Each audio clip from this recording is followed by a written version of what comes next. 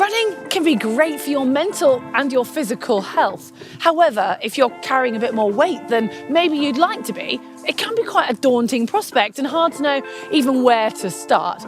But you don't want to hear my ideas. Today, I'm actually going to be speaking to two runners who've been through this journey themselves, from inactive and sedentary lifestyles to happy and healthy runners.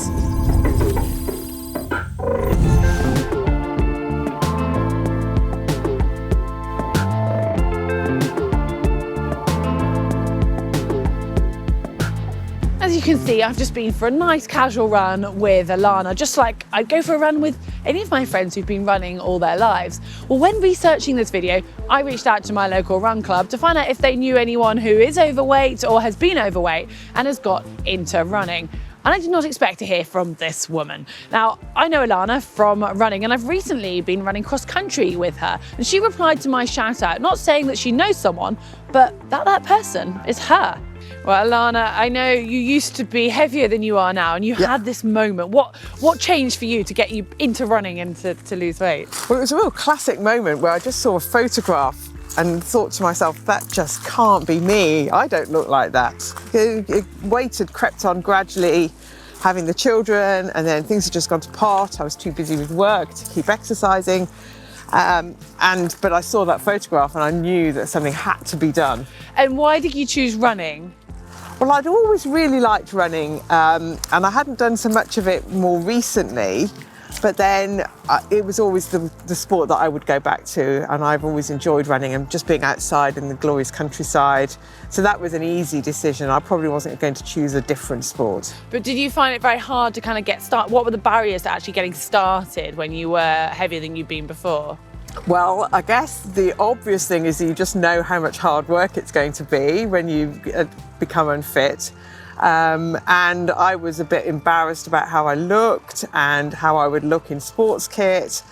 And I just was worried about getting injured, and lots of things were worrying me. But I think the major barrier was how I looked and being embarrassed. I think that is such a key point to so many people. Yeah. Whatever size you are, if you're starting something new, you're worried of what people will think. And how did you overcome that? Have you got any tips for anyone watching who's in that situation and just thinking, I'd love to run, but I just feel like I don't look right for running? Yeah, I think it's just a difficult one, and I think my advice would just be to think, well, there's other people out there who are the same, and everybody, lots of people have had to start in that same place, and if I just keep going, it will get better.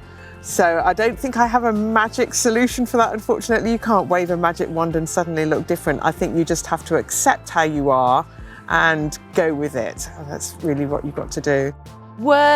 Did you sort of find you hit a bit of a wall at one point? You might have got into it, and then, like you're saying, when you're heavier, everything is harder. Were there moments when you just thought, oh, sod this, I'm going to give up? Well, I guess the easy answer is no, but there were definitely points where it felt harder than other times. And I ran the Bath Half and after a few months of training, and it was really hard, and my knees ached, and I was absolutely shattered. And I realised that I ran the Bath Half is 2 loops for those people who are watching who don't know it. And it's the second loop, I was like a shadow of myself in the first loop, and I was hunched over and tired, and my knees hurt, and that was a battle to keep going and complete it, but I was not going to give in.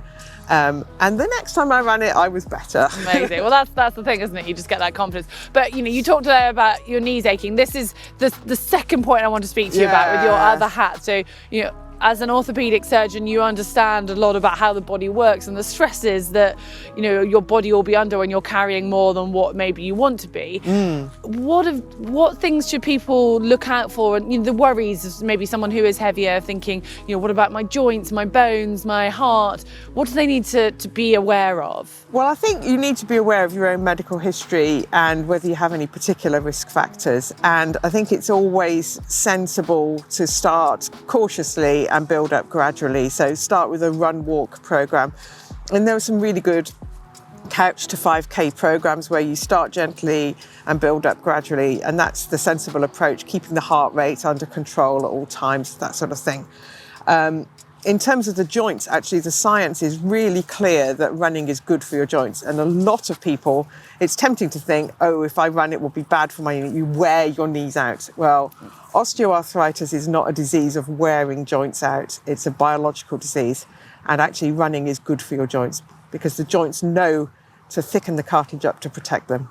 I mean, I think that is such a key point because so many people think my really knees, important. and you talk about your knees aching, but you obviously would have known that it wasn't from that because you've got the knowledge. But if someone is getting into running and their knees start to ache, what would you say to them? Why were yours aching? Well, my knees were aching because I was out of condition, unfit, and I had weak muscles. So I wasn't controlling my knees well as I was running. I was running with bad form.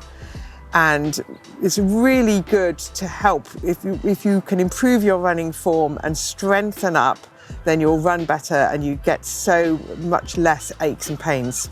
Not to say that you'll never get an ache and pain again if you're going to run hard, obviously. And what about your bones? Because obviously you've got more weight, so they're taking more strain through them on every stride.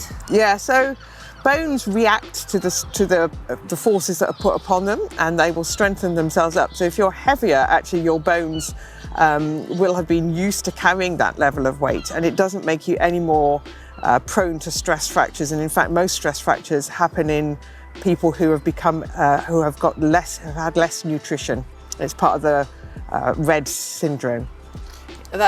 Which is a whole new conversation. Yeah. But I mean, I think that's just such great news. And I think there's still this real taboo, isn't there? Of like, if you are heavier, you're carrying more weight, then running could be dangerous. Yeah. But it's totally not. It's good for you. Get out there and get running. We've discussed the commonly perceived physical barriers to running when you're heavier, but I know it's not the only factor preventing people from getting into this sport. My next guest was happy to share some of the issues that he has had to overcome. Well, Sam, I know you've been running for quite a few years now, but at one point you were at a stage where you weren't doing any running and you were heavier than you are now. What was that real turning point for you to get you into running?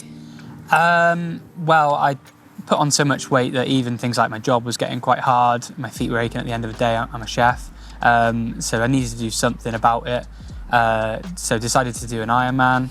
Started As training. you do. Yeah, I needed a big goal, so started training for an Ironman. Got going with swimming, cycling, and running as well. And running began with mainly run walks with 2 minutes of running and 5 minutes of walking or something like that, and then gradually built into it. But And that's quite a lot of running to go straight into if you've not done much running before. Had you done a bit of running before you'd got to your heaviest, is that right? Yeah, sort of at the end of my teenage years, I'd done a bit of running and done a few marathons. Even once did 7 marathons in 7 days for charity.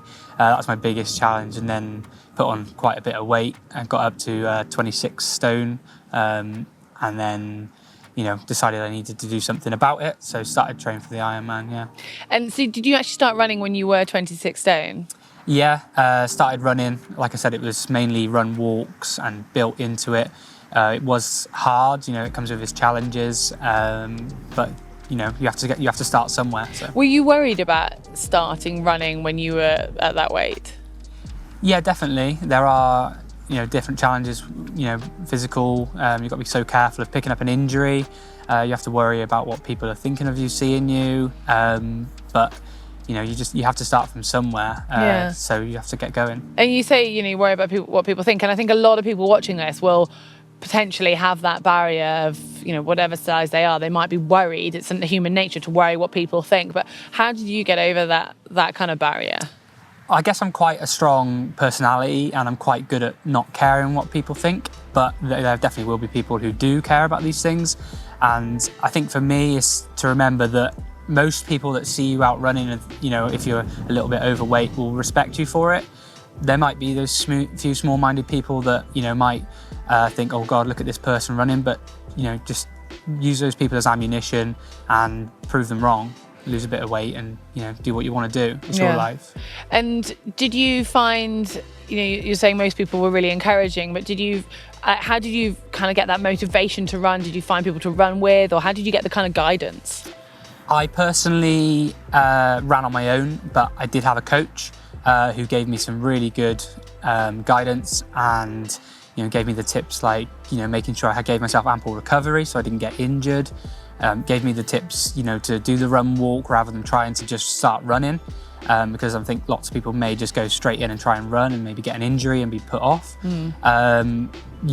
If you feel like you want to join a club, then I'd advise it. I have been with run clubs before, but me personally, I quite enjoy just put my headphones in and getting running. There's something so simple about running and just being on your own, and I love that side of it. You can just get on with it, but there are lots of people out there who will want to run with you. Yeah. What would you would you have anything to say to people who may be getting into running for the very first time when they are heavier than they want to be? Like, how do they overcome that kind of discomfort, and how do they kind of motivate themselves? Yeah, well, I think just remember that it'll never get easier, but you'll get stronger. And, there's going to be that little bit of soreness and DOMS the next day. But it is a nice feeling, and that you're doing something right if you're getting a little bit sore, not too sore, of course, but push through that little bit, and that those aches and pains will go away a little bit. Yeah, and earlier when we were chatting, you talked a little bit about the struggling to find the right clothing, and obviously being comfortable when you're running is so important. But what's your experience been of finding the right equipment for running? Yeah, it definitely is a challenge. You have to try different brands and things to find what suits you. I guess with only running twice a week, you can just find sort of one set of kit you need, so you don't have to spend too much money. Personally, I probably tried 3 or 4 different running tops until I found one that was comfortable, wasn't too tight or didn't chafe, things like that. So you have to try different ones, make sure you keep your receipts, and you can take things back if you're not comfortable with them. But yeah, it definitely is a bit of a challenge. But And you mentioned chafing. I don't know if you're happy for me to ask you about that, but like when you were bigger, did you have issues with chafing, and how did you find your way around that? A little bit, but then I had the experience of running a bit when I was a teenager, so I guess those areas of you that chafe, might have been a little bit more used to it. But it definitely is something that people new to running might suffer with. And I guess, there are creams and things you can try for this, as well as, making sure you've got the right kit. And is there any, just generally sort of taking yourself back to then of, going for your first run or your first few runs, that stuff you've learned then that you wish you'd known, that you've learned through the journey, that you wish you knew when you were starting back running? First, I would say the main thing is that it really is worth it, and that I remember, thinking there were some really hard runs initially where I felt really unfit compared to what I was when I was a teenager, and you just have to remember that it is worth it. And I maybe thought it would be back then, but didn't know just how grateful I would be that I pushed through those moments. So make sure you push through it, because you will thank yourself for it. And yeah. And obviously you've gone for, not just getting into running, but getting into triathlon. Just tell me very quickly a little bit about your goal. You said you went from being 26 stone saying you want to do an Ironman. I mean, how did you go about sort of even processing that? Yeah, well, I needed to, I'd say I have an addictive personality. So I was quite addicted to food, I would say, back then, and I wanted to change that addiction to something else, so tried to get a little bit addicted into triathlon in a healthy way. It is very addictive. Yeah. So just got going on it and started to lose the weight, got a coach who's been helping me ever since, and it's taken 2.5 years. I've done my first half Ironman distance, the Cotswold Classic in 2020. I've done 6 or 7 different triathlons now. Love it, and I'm in for Ironman UK next year. Amazing. That's very exciting. We can't wait to see you there. Finally, any tips you have at all for any runners out there who maybe think that they're heavier than they want to be, and they're thinking about going for their first run, or for just generally any barriers to them? If you've got any other final tips? There are challenges and barriers to it, but it's worth it. Be persistent with it. Be consistent. That's very important. To be consistent. If you're going for one run every 3 weeks, you're not really going to make much progress. If you can go for 2 runs every week and be consistent with that, that's going to make a massive difference. And yeah, just enjoy it, and remember it's worth it. Awesome. Well, thank you so much for your time, and good luck for your Ironman. Can't wait to see how you get on. Thanks very much.